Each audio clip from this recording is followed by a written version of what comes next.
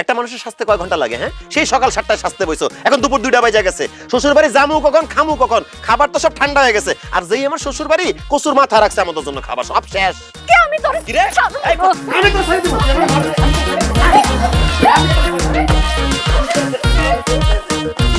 এই তোরা খারাপ রেছিস কা স্যার পিড়া ভাবি এই দাঁড়া, তুই মারামারি করতে পারবে না ঝিলিক। তুমি আমারে চিনো না? পিটা পিটা কি হারাম জাদা। তোমার এই যে নতুন পোশাক কেনার জন্য 7,000 টাকা দিছিলাম, সেই পোশাক কো? আব্বা ওই ইন্দুরে খাইয়া দিছে। এই হারামজাদি ভাবছস কি তোর বাড়িতে আইছে? আমার শ্বশুর বাড়িতে আইছে দেখে আমি তোর কিছু কইতে পারবো না? তোর জায়গায় কোপাম আমি।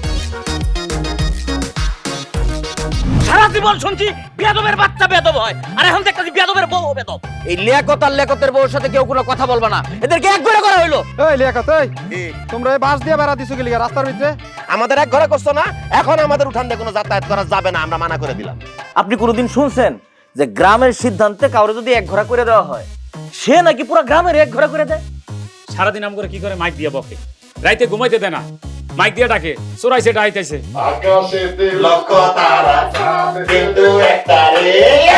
মাতবর সাহেব, আমরা ভুল করছি, আমাদের ক্ষমা করে দেন। আমরা কথা দিতেছি পরবর্তীতে ভুল করে বেয়াদবি করব না। যেহেতু ভুলটা বুঝতে পারছো, যা ক্ষমা চাইতেছো, যা ক্ষমা করে দিলাম। এই যে বিদেশি চিনি দিয়ে একদম মজা করে শরবত বানানো হয়েছে সবার জন্য আপনাদের।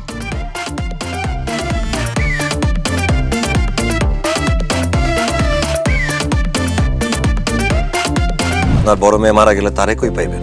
এই লিয়াকত জমি জমা বেচে হোক, নিজের একটা কিডনি বিক্রি করে হোক, তাও ঝিলিককে সুস্থ করাবে।